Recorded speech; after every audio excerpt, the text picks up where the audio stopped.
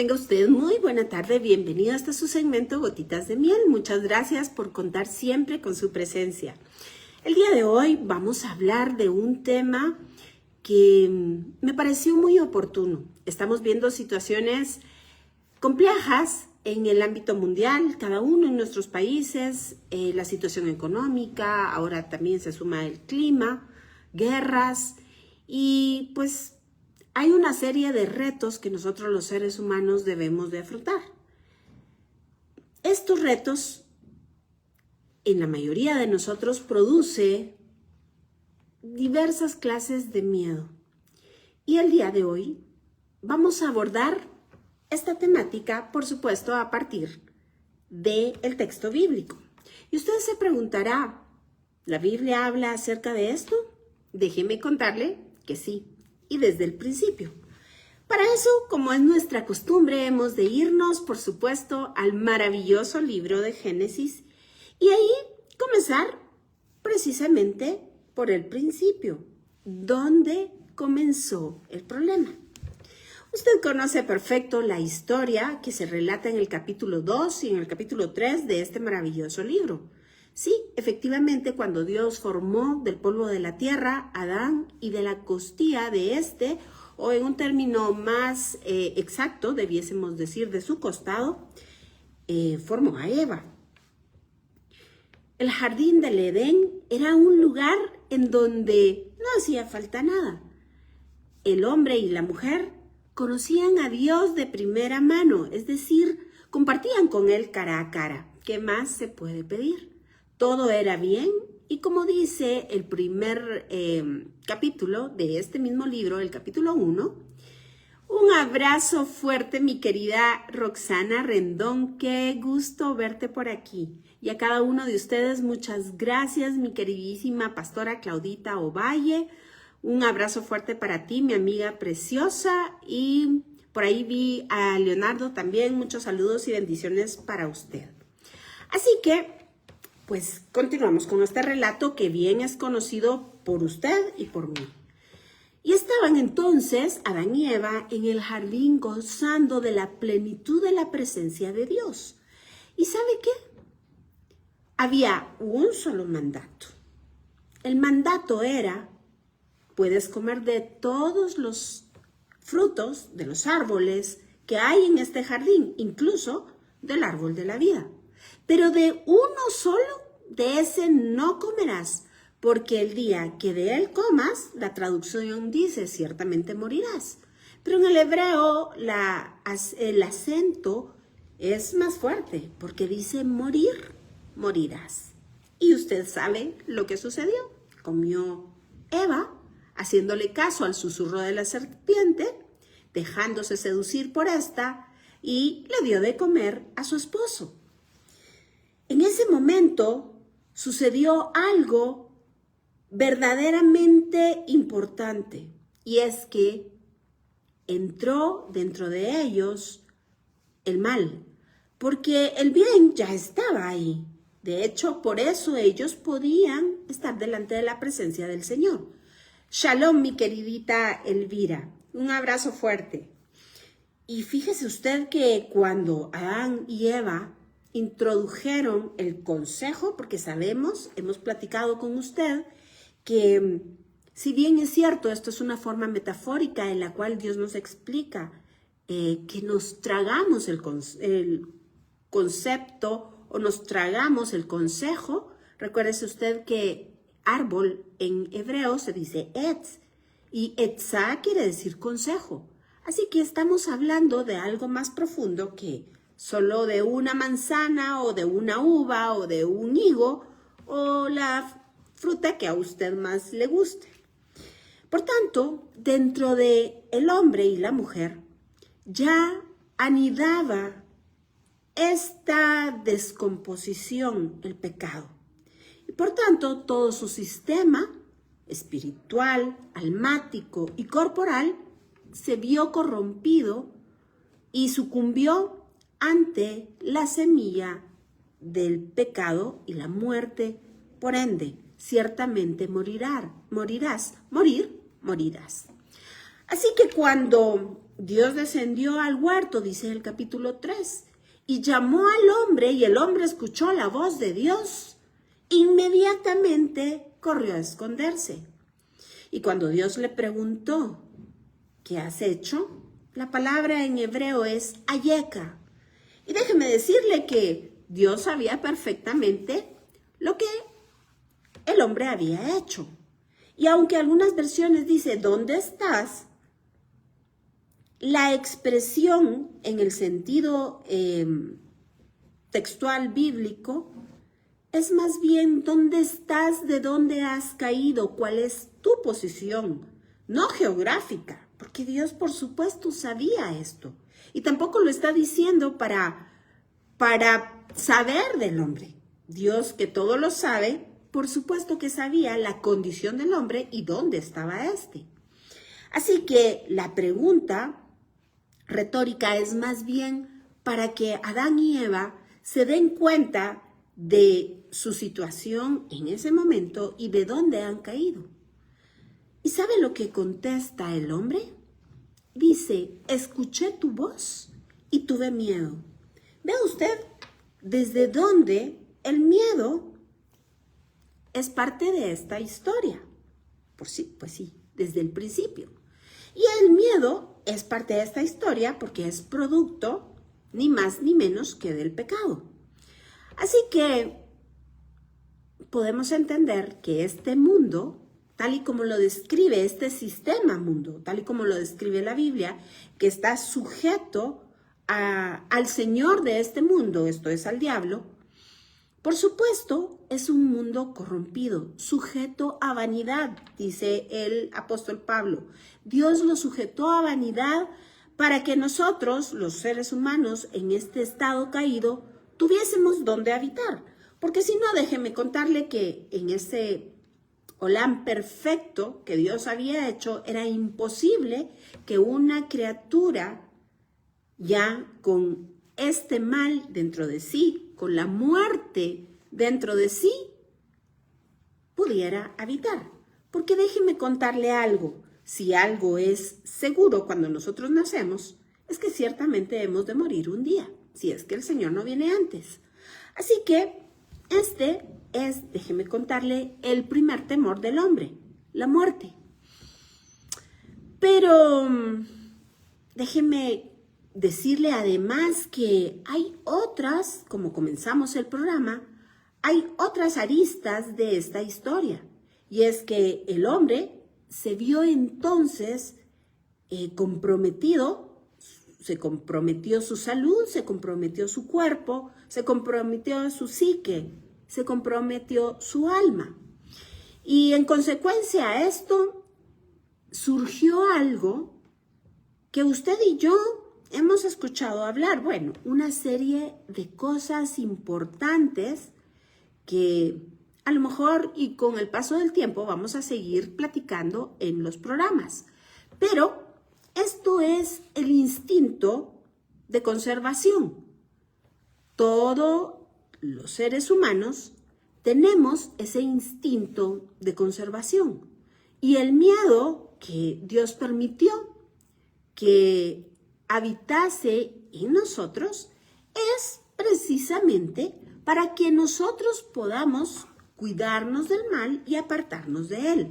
Es decir, si vemos fuertes ráfagas de viento como las estamos viendo ahora en Guatemala, no sé si en su país donde usted me está viendo hay algún cambio climático, pero lo más probable es que sí, si hay frío, pues usted se tapa para evitar una hipotermia.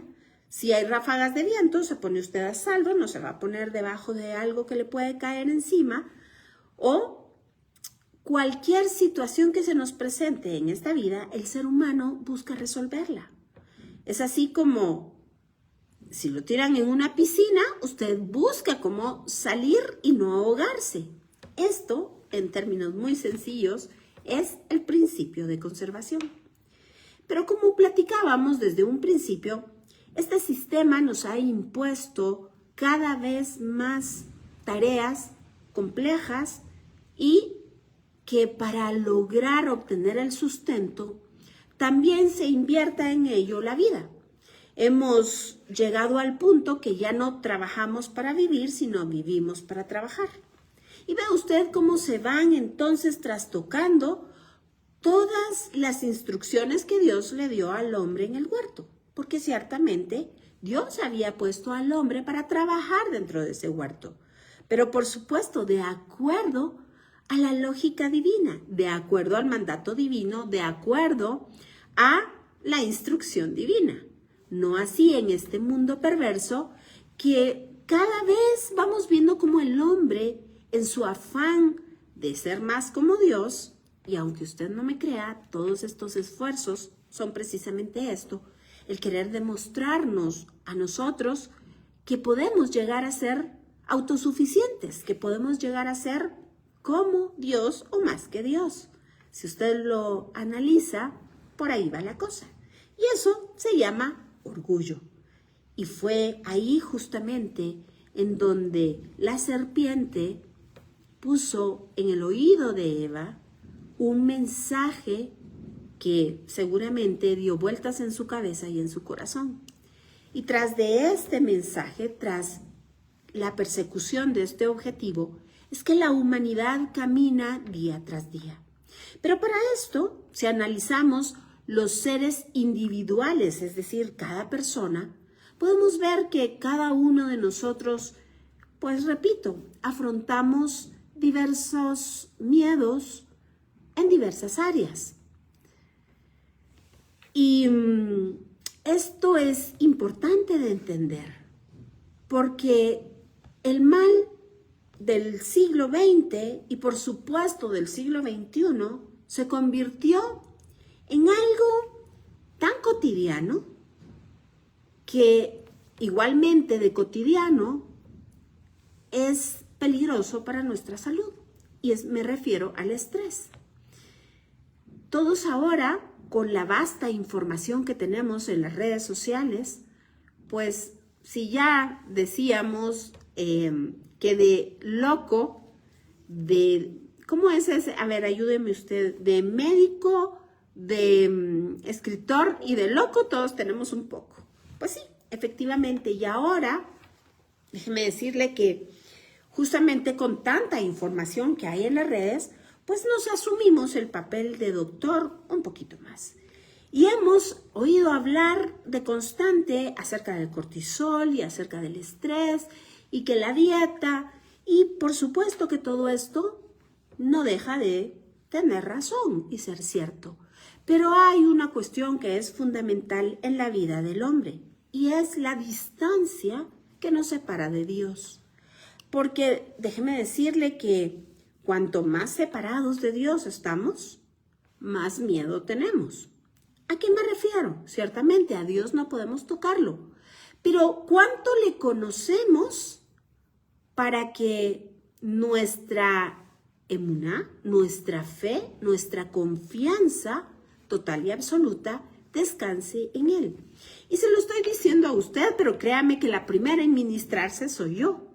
Porque todos tenemos retos todos los días, todos tenemos situaciones que superar y es importante saber que lo que todos perseguimos es ponernos a salvo. No importa si usted está en su trabajo o a lo mejor está perdido en las Amazonas. No importa si es un niño pequeño de 2 años o a lo mejor una persona mayor de 99. Todos, absolutamente todos, luchamos por nuestra vida. Nos tratamos de poner a salvo. Esto es un instinto. Así que donde encontramos el campo de batalla para pelear contra esto es en nuestra mente. Y claramente lo dice el Evangelio. Y cuando me refiero al Evangelio me estoy refiriendo al Nuevo Testamento.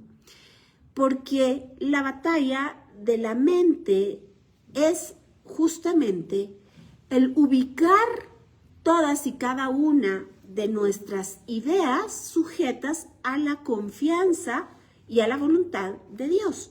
Pero nadie puede hacer esto si no tiene verdaderamente el conocimiento y la intimidad de a quién se está rindiendo.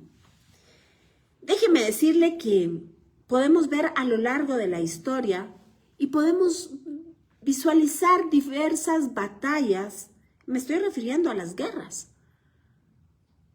Batallas cruentas en donde todos los soldados iban dispuestos a batallar porque creían en el líder que los comandaba.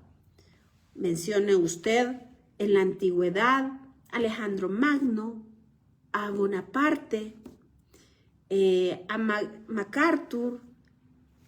Piense usted a lo largo de la historia y ponga el nombre de aquel general o aquel líder o aquel cacique que guió a un pueblo, a un ejército, y todos iban directos a la batalla confiando en la estrategia que el líder se había propuesto. Pero no pasa lo mismo con nosotros los cristianos. ¿Y sabe usted por qué? Porque no tenemos esa certeza de quién es nuestro comandante. Porque es muy sencillo decirlo del diente al labio, por supuesto. Yo creo en Dios, por supuesto que Dios es poderoso. Pero cuando vienen las pruebas, cuando le voy a contar una expresión que usaba mi papá cuando las cosas se ponían difíciles. Y decía, cuando la cosa está color de hormiga, entonces realmente sabemos lo que hay en el corazón. Y realmente sabemos en quién hemos puesto nuestra confianza. Porque muchas veces del diente al labio hablamos y decimos que nuestra confianza está puesta a los pies de Jesucristo, pero realmente nos echamos de regreso todas las cargas y tratamos de cargarlas, valga la redundancia, nosotros mismos.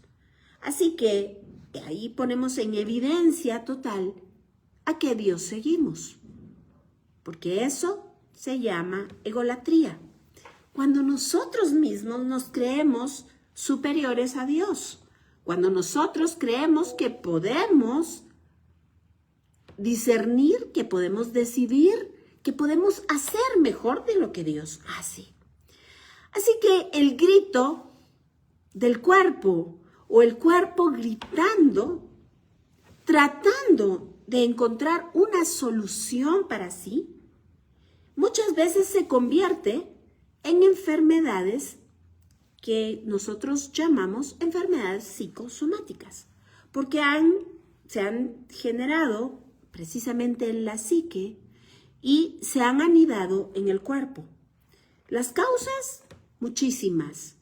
El odio, el rencor, el miedo, la tristeza, la desesperación, la angustia, la incertidumbre. Pero a la final, póngale usted nombre, cualquiera de los que le he dicho, y ¿sabe qué? Cualquiera termina siendo algo, duda, siendo miedo. Y la carta a los Romanos, escrita por el apóstol Pablo, nos explica un verso que verdaderamente es confrontativo. ¿Sabe usted qué dice? Porque todo lo que no procede de fe es pecado. Y créame usted que esta también es mi batalla, día a día. Sujetar mis pensamientos a la obediencia en Cristo Jesús, sabiendo que Él tiene cuidado de mí. Y como dice también la Escritura, no dudando nada. Porque el que duda es como aquel barco, como aquella barquita en el mar que va de aquí para allá. Es como la hoja que es arrastrada por el viento. Pero cuando sabemos en quién hemos puesto nuestra confianza, entonces la cosa cambia. Mire usted lo que dice 2 de Corintios en el capítulo 10, verso 5, en la versión LBLA, y dice así: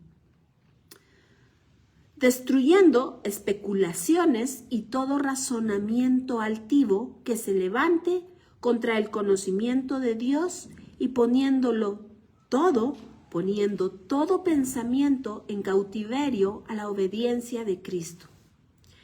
Así que las presiones diarias, como hemos dicho, son varias, son de diferente índole. Y a veces yo creo que usted también ha escuchado aquel dicho que llueve sobre mojado. Y créame que no solo le ha pasado a usted, creo que todos en algún momento hemos estado en esa condición. Pero ante tantas presiones, ante tanta necesidad de sentirnos a salvo en cualquiera de las áreas, en un mundo que nos ha condicionado a recibir gratificación de forma inmediata, sobre todo ahora en la cuestión de las redes, cosa que yo insisto mucho, cuando de propia voluntad nos sujetamos al scrolling, y esto produce, hay muchísimos estudios ya al respecto de cómo esta adicción es una de las peores, porque ¿sabe qué? El ser humano, lejos de desarrollar su corteza prefrontal, esto en el caso de los niños, en el caso de los adultos, se va achiquitando el tamaño del cerebro y las áreas que sirven en el cerebro, que nos hacen reaccionar impulsivamente, se van ampliando, mientras que las áreas del análisis, las áreas de la autodisciplina, del autocuidado, del autocontrol, se van estrechando. Déjeme decirle que vemos cada vez los resultados de esta y de muchísimas otras prácticas que van en contra precisamente de la dignidad humana, de la salud humana, de el bienestar humano, porque este mundo, este sistema está diseñado justamente para llevarnos a comportamientos contrarios a lo que representa la obediencia en la palabra. Así que cada vez encontramos a más y más personas adictas a los placeres inmediatos, que por ejemplo, en este caso que estamos hablando, que brindan las redes sociales, recompensas inmediatas que se vuelven adictivas y que no son producto del esfuerzo y de la meritocracia. Estamos en un punto importante de la historia. Estamos en un punto determinante de la historia. Creo que los adultos somos esa generación que todavía tuvimos. Mi Pichi linda, yo también te quiero, te bendigo, te amo, mi hermana preciosa. También un saludo cariñoso, fuerte, un abrazo, Julita linda. Gracias por estar acá con nosotros en esta transmisión y pido al Señor que estas palabras sean para cada uno de nosotros como un bálsamo que nos lleven a reflexionar sobre la palabra y la presencia del Señor en nuestras vidas. Porque, ¿sabe usted? No que dude que usted no conozca al Señor, ni que yo no lo conozca, ni que usted no sepa la palabra, ni que yo no la sepa. Pero ¿sabe qué? El ser humano necesita repetición y repetición, escuchar y escuchar. Porque es precisamente esto, en un sentido negativo, lo que el sistema mundo está haciendo ahora con nuestros niños, con nuestros adolescentes e incluso con nosotros mismos. Créame que cuando me invitan, en muchos casos, a dar conferencias o a dar estudios, no sabe usted la cantidad de personas que son incapaces de dejar su teléfono por un lado y poder poner atención. Yo sé que esto ya tiene un nombre, los psiquiatras ya lo denominan como cierto tipo de adicción. Y déjeme por favor saludar a mi muy apreciada y querida pastora Susi Morales de Montiel. Te envío un fuerte abrazo, querida pastora. Tenemos pendiente el cafecito. Y Julita linda, gracias por permanecer acá con nosotros.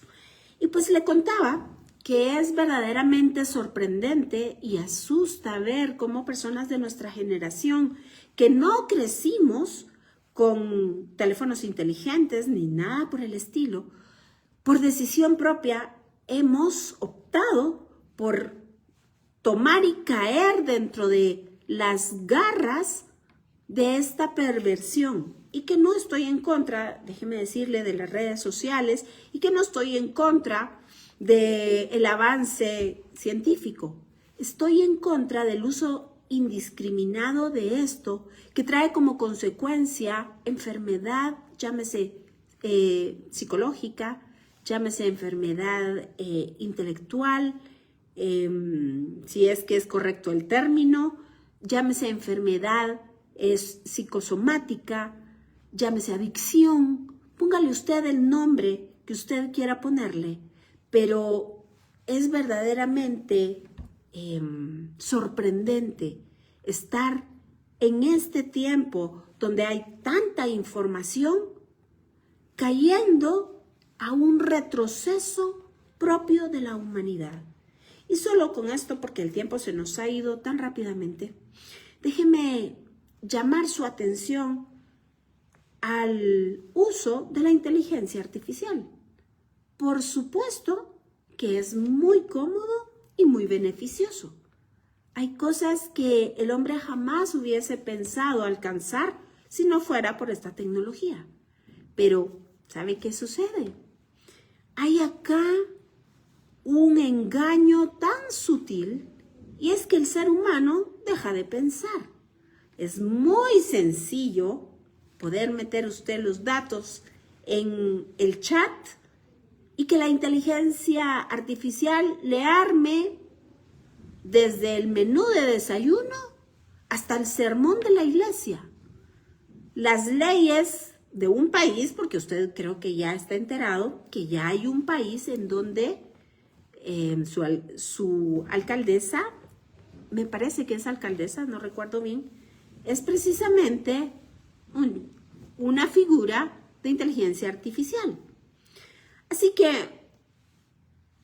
es decisión nuestra en dónde y debajo de quién sujetamos nuestros pensamientos. Y yo quiero dejarle a usted la siguiente exhortación. Tome su Biblia y deleítese en esas palabras de vida eterna. Repítalas y gócese en ella, porque ciertamente es medicina al cuerpo y salud a los huesos. Pero la palabra dice en el Salmo 1, bienaventurado el varón que no anduvo en consejo de malos, ni se sentó en silla de escarnecedores, sino que en la ley de Jehová está su delicia, y en ella medita de día y de noche, porque entonces hará prosperar sus caminos, porque entonces le irá bien. Y se lo estoy parafraseando. Y será entonces como árbol plantado junto a corrientes de agua, y sus raíces se alimentarán de estas aguas de vida eterna. Y crecerá y su hoja no se caerá y dará fruto a su tiempo. Y esas ramas serán ramas benditas, ramas fructíferas, que darán cobijo a muchos otros, porque esto es lo que necesitamos. Una iglesia que se levante, una iglesia fundamentada en las corrientes de agua viva, en la palabra de vida, en el conocimiento de Cristo Jesús, en el conocimiento cara a cara, así como Moisés subió al Sinaí, a alimentarse de la presencia de Dios, a comer del maná, de ese pan que descendió de los cielos, Cristo Jesús entre nosotros, la esperanza de gloria. Así que hoy tuvimos un tiempo, a lo mejor un poquito diferente, o sin el a lo mejor, un tiempo diferente. Solemos hacer estudios sistemáticos de la palabra, basarnos en la lingüística. Usted conoce nuestra metodología y le agradezco una vez más que siempre está en contacto y muy pendiente de nuestras transmisiones. Pero hoy quise tomar este tiempecito a propósito de todo lo que estamos viendo alrededor del mundo, de las inclemencias del tiempo, porque es prudente que recordemos que hay un único y poderoso Dios que está anhelando que le busquemos. Hay un único y poderoso Dios que murió en una cruz, pudiéndose bajar pudiéndose salvar a sí mismo, decidió permanecer ahí porque tenía su rostro y el mío en su mente y en su corazón. Y por eso decidió llegar hasta el punto máximo del sacrificio y consumarlo con su propia vida. Pero porque Él es Rey y no hay pecado en Él, resucitó al tercer día y hoy está sentado a la diestra del Padre y vendrá con gloria y con poder, y entonces los muertos se levantarán y nosotros, si es que quedamos, seremos transformados. Esa es la esperanza de gloria a la que hemos sido llamados. Ese es el objetivo que debías estar en nuestra mente cuando pasamos por el valle de la sombra de muerte, cuando pasamos por las aguas, por los lodazales, tal y como lo dice el libro de Deuteronomio. Así que ya me robé un par de minutos más. Le dejo a usted esta inquietud.